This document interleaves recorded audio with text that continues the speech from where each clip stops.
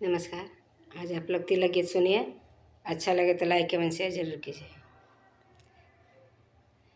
लमहर अंजूरी पसरिहा हे बबुआ हो, लमहर अंजूरी पसरिहा हो बबुआ हो, लमहर बनाइया तोहार हो, लमहर बनाइया तोहार है।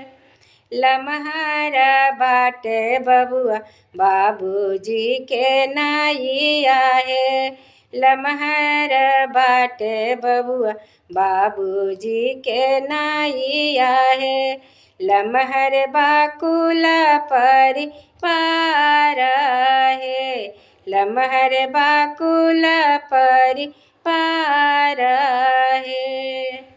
गह गह करे आजू घर आंगनैया है, गह गह करे आजू घर आंगनैया है, जुटल बागुआ जवार है, जुटल बागुआ जवार है।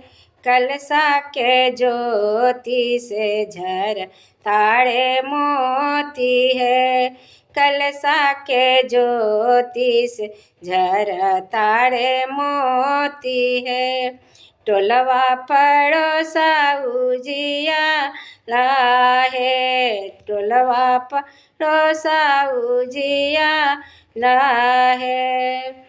बड़े बड़े लोगवा तिलक देखे आइले है, बड़े बड़े लोगवा तिलक देखे आइले हो, सब कोई देखे ला निहारी है, सब कोई देखे ला निहारी है।